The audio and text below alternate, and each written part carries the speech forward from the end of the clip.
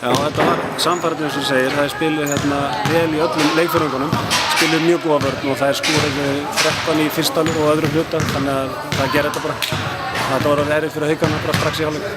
Þú nú samt sem áður að tapa boltanum svo oft í byrjun leiksins.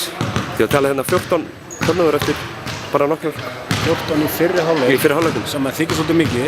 Þetta er búið að vera hrjá liðið svolítið undanfæri og þetta er meira sem með því minna sem við gert undanfæri, en við erum að vinna í þessu og þetta á eftir að minnka, þannig að þó þetta hafi verið mikið þá var þetta samt á upplýð okkur og þetta er eitthvað sem þær þurfa að laga og erum að vinna.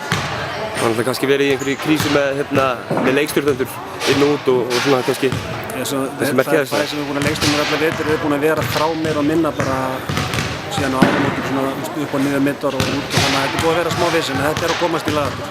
Næsti leikur inn í ásvöllum í Schenker-höllinni. Sama upplegg og fyrir þennan leik, berjast bara eins og ljón og Já, við leggjum þau upp með það en við gerum í grein fyrir því að við erum ekkert endilega að vinna svona. Það verður hörkuleikur en þetta er það sem við ætlum að gera. Reyna að koma þess inn og ásvöldum okkur maturum að gera þetta betur.